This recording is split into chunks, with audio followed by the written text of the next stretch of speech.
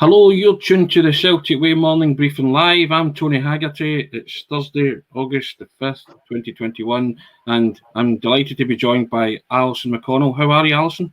Very well, thank you. You? Yeah, good. We'll get straight into it. It's the morning of another European tie for Celtic coming up later on in the afternoon, and most people will be able to see it on the BBC. They're showing it, Alison, which is good from a Celtic fan's perspective.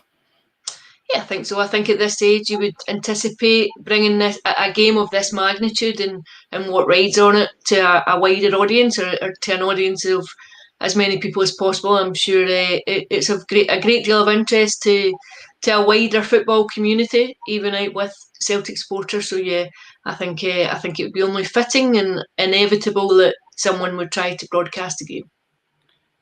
Fourth time lucky for Ange. Celtic supporters will be hoping. As you touched on it there, it is a massive match and has great repercussions for Celtic, hasn't it? Yeah, I think Europa League football would be the very least that you're looking for this season. I think I don't know that you would want to drop down one more level. Also, two, I think three competitive games without a win. I read a stat by my good colleague Andrew Smith yesterday that I think you have to go back to Jimmy McGrory to find a Celtic manager who had such an inauspicious start to his managerial career. I think we can all see the mitigating circumstances that surround it, but I do think it's something that you would want to correct as quickly as possible, and not just because of obviously what rides in this game. I think it's very important now to try and for Celtic to pick up some morale, to try and start building a bit of momentum. I think there'll be changes to personnel, not just tonight. I think there'll be further changes as we go deeper into the campaign and deeper into this month. But yeah, I think it's so important now to try and bring a bit of stability to the team. You touched upon it there. It's just for morale purposes that a win would help them, wouldn't it? It would help Ange himself as well. He'd be able to breathe, because whilst he hasn't won a match yet, that will constantly be thrown at him. You know, I think everybody's aware of what he's trying to do. He's trying to implement a new style, a new system. He's said constantly that he needs new players, but you also need to win football matches in between, in the here and now, don't you? Until all of these building blocks come together. Well, first of all, I think there has been a great deal of patience towards Ange Postecoglou. I think people appreciate the chaos that he inherited and walked into, both within the club and in terms of the lack of structure that's there at the minute and all the changes behind the scenes that have been going on. So I think people have been patient. I think they appreciate the size of the rebuilding that needs to take place on and off the park. But I think we all live in the real world. It doesn't last forever. I think eventually people start to get impatient, they start to get frustrated. What I would say is that if you take a step back and you assess it fairly calmly, I think performances haven't been all that bad. I think on another day Celtic would have won at Tynecastle. I think they badly missed having a striker with an appetite or on form and match fitness. I think they ought to have come away having won that game. I think had Nir Beaton not been sent off at Celtic Park in the first leg against Midtjylland, I think they would have probably taken a far more comfortable result over to Denmark. But I mean, we can go over ifs and buts and maybes. The bottom line is he's 3 games without a win, and he knows him. He will know himself. He's an experienced manager. He will know himself that time isn't elastic, that you'll have to be seen to start delivering before too long. But I do think that the signs are there of what he's trying to do and the kind of football that he's trying to build. I certainly thought the first half against Midtjylland is the most impressive I've seen Celtic in the 3 games so far. Don't know if you would agree with that. And then, as you say, Nir Beaton, right on half time, kind of threw his game plan out the window a bit, and it kind of all went downhill, but it's certainly not been the positive start that he'd maybe hoped for after that. Yeah, I think what that evening illuminated was the mental fragility within the team. I think I would agree with you. I thought Celtic had an aggressive and purposeful start to that half. I think they looked confident, they looked assured. But where they are at the minute and on the back of last season, I think it only seems at the minute to take one setback.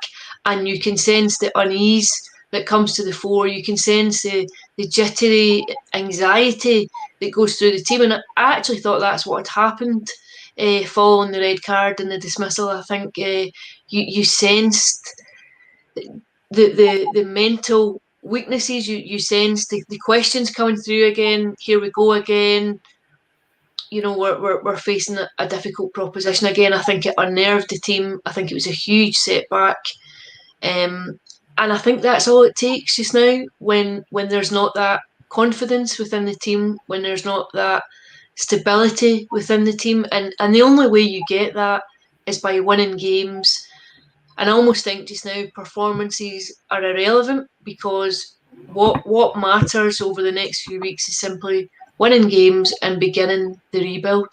I totally agree with that. To be fair, I think winning games is the thing that Ange has to marry together with what he's got at the minute before he can bring in the raft of players that he clearly wants to. And on that note, Alison, this week they were buoyed by two new signings, Joe Hart and James McCarthy. Two of them got great English Premier League experience.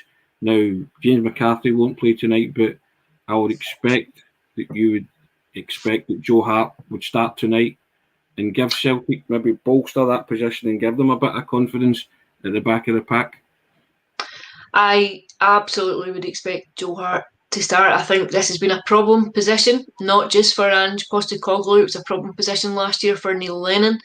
I think there is a solution has been found. Joe Hart has been identified as a solution to this problem, and I'd be stunned if he didn't go straight into the team. I think the very fact he travelled, the fact he's trained, I think I would fully expect to see him take the gloves this afternoon, and I think it just gives everyone around him a lift. He comes in with experience. I think he's a personality. I think he's vocal. I think he's quite commanding. I don't think he has too many self-doubts, and I think at the minute that's probably what Celtic need, just someone to come in with a bit of assurance, a bit of confidence, and the ability to command that area. And also what I think might be quite important just now, given where Celtic are players coming in who are untainted by what happened last season. They're not stained by the memories of the collapse last season and everything that went with it. So you bring a freshness to the squad, and I think that can be important too. I also think as well, just his presence. You said there he was vocal, and he's packed in a lot of experience there. You know, I just think that's a kind of reliable presence. You know, the defenders know that they can rely on Joe Hart. You know, I just think he instills confidence, and he'll instill confidence in the players playing in front of him, which I just felt that Bain and Barkas, regardless of how many chances they had, they just didn't seem to instill confidence in the players in front of them. And you said before that any setback, they became a bit nervous, and you could see it unfolding on the park, and it affected certain players, like the goalkeeper and the back four. Yeah, I would go back even just to the game over in Denmark against Midtjylland, just a minute or two before the equaliser and the tie. There was a mistake from Scott Bain, and all of a sudden you sense the unease that goes through the defence. You sense how anxious and antsy they become. I think you just need almost someone to come in now, just with a level of confidence that rubs off on people around them. And what I would say too, to mitigate both goalkeepers, I think there was a very unsettled backline in front of them last season, and then a very youthful backline in front of them at the start of this season because of various different circumstances.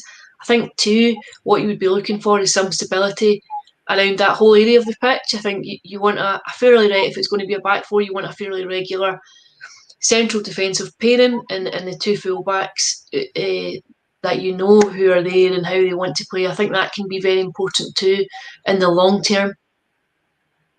And also as well, it's that reassurance, isn't it, that they turn around and they see Joe Hart there, former England goalkeeper, been there, seen it and done it. You know, that kind of lends to confidence and reassurance, doesn't it? I think so. I think he's hugely experienced. You know, he's played at the very top level, at international level, at club level. His European experience, and he brings all that into the squad, which is important. But I think what what you need just now is just to see how he performs. It's been a while since he played regularly. I think it was 10 games across various cup competitions for Spurs last season. It's been a while since we've seen Joe Hart playing at the top of his game. So this gives him a platform too. I think he'll be eager to take it. In terms of goalkeeping years, he's still relatively young. He still has, I would imagine he still has a few things to prove, maybe to other people, possibly to himself too. And I think Celtic can be as good for Joe Hart as Joe Hart can be for Celtic.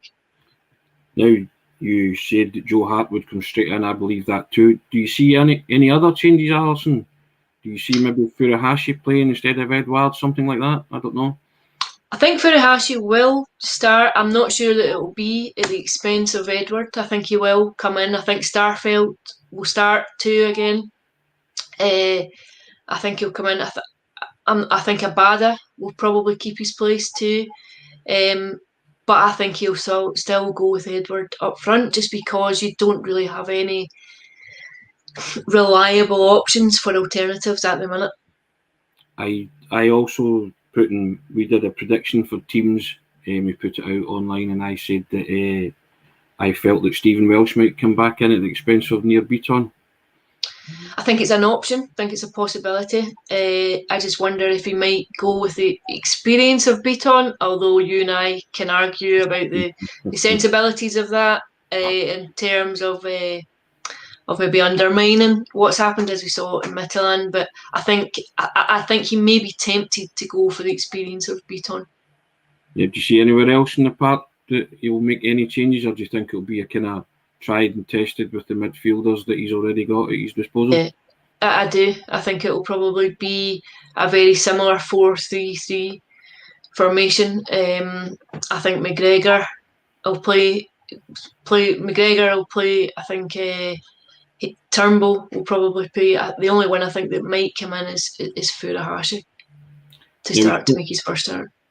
He's promised more players to come in before the August window shuts. That's fair enough. But he also spoke about yesterday, Alison, bringing Backroom team after the window has shut as well. That he was thinking about that, moving forward. But at the moment, his priority is to bring in players, and then he'll think about that after the August window is shut. That was an interesting point that he made, wasn't it, Ange? I think it was an interesting point. I think it all seemed to go quite quiet on that front, but I think you can understand why he has prioritised the arrival of further players. I think he needs to bolster his squad. I think obviously you're limited in the time that you have to do that. I think he was up against it in terms of that when he came in because of the timing of his arrival. In fact, there was the Euros were on too. I think always hinders the progress of player movement too. So I think he didn't have a huge amount of time. I don't think there's any real surprise that's where he wanted to spend his time at the minute. I do wonder about his backroom team, who he wishes to bring in. I think it's probably important for him to have people around him that he knows, that he trusts. The one thing I would say is it's probably not a popular opinion here, but I think John Kennedy has been unfairly tainted by what happened last season. I think if you speak to any players who have been around the squad, who have left the squad, I think they speak very, very highly of John Kennedy as a coach and what he brings. I think he's been unfortunate just to have been tarred with the brush of failure from last season. I think he still could have a role to offer at Celtic. At the same time, I appreciate why Ange Postecoglou would wish to bring in coaching staff that he consults and has as sidekicks. And I also think, again, I think Celtic haven't looked particularly fit in games. I think the drop-off towards the last half hour of games has been notable in terms of chances created, conceding late goals. I just wonder if there might be a look at some of the conditioning coaches at bolstering the backroom team in terms of bringing in people just to look at that side of it too. Yeah, that's interesting you mention that, because people have been noticing that the last half hour of games they look a bit jaded. But I was going to say to you, it's a week on from Midtjylland and a week to get more fitness into the guys, and and that can make a difference, can't it? And Celtic are getting a wee bit more buoyant with the fact that they've brought in a couple of players. and just starting to put his stamp on it. So you might see a different approach in this game from Celtic. I think the approach will probably be fairly similar to what we've seen. I think the fitness issues probably go a bit deeper than just pre-season and being a bit leggy. I think just in terms of a deeper conditioning, I think it's something that the club ought to be looking at, and maybe looking at a bit more in depth. But I appreciate what you're saying. They are further on in terms of their preparations. It's not as cold as when the competitive games come in terms of the Midtjylland game. But I think too, the arrivals this week will have helped. I think it'll encourage the squad that there are more to come. I think there's also a competitive element too of people knowing that they're having to fight for their places and stay in the squad. But I think that's all on a side at the minute. I think the priority is simply getting through the tie. I was going to say the priority is to win the game, or certainly get through the tie, and knowing that AZ Alkmaar lie in wait in the next one, Alison. But I know they can't think of that, but the priority is to just get a couple of wins under their belt for confidence as well. For so many reasons, I think you need to bring some stability and try and just get a winning formula, and just almost inject a bit of confidence into a squad that looks bereft of it at the minute. And I think the only way to do it is to be heartened by what you see in terms of how they play and what kind of results you can produce by doing it that way. But I think it's necessary on so many fronts. But I think again, Alkmaar will be further down the line. I think the priority is simply to try and come through this unscathed. Now I'm going to put you on a spot, Alison. Can they win tonight? Can Celtic win tonight? Of course, I think you always have to go into a game. I think any team goes into a game with that approach and that belief. I think they will be as difficult, if not a better team than Midtjylland. I don't think it's an easy game. I don't think Celtic will find it straightforward. I think you'll have to see a good performance to get the win, but they're capable of it. At this stage, I don't think a draw would be the worst scenario either. To go back to Celtic Park with, albeit that the away goal rules now is defunct. But I think they're capable of coming through it without further adversity. I'm inclined to agree, Alison. I think if they can get a draw, that'll be fine. But if the win's there for them, then it'd just be great to see Ange get his first win under his belt and see if things can take off from there.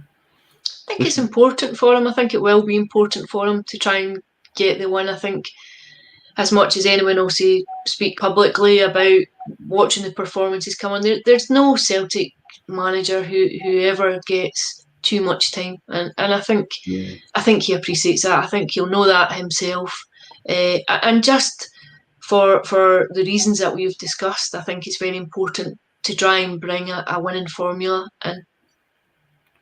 Thanks very much, Alison. That's been the morning briefing live. I've been Tony Haggerty, and you can keep up to date with all the latest Celtic news, options and tactical analysis on the website, where we have a superb introductory offer of subscribing for £1 a month. That's the best Celtic coverage for just £6 for the first half year. Top class value. So give us a spin and support your Scottish sports journalism and a new taking Scottish sports journalism in a new direction. Thanks for watching. All the best.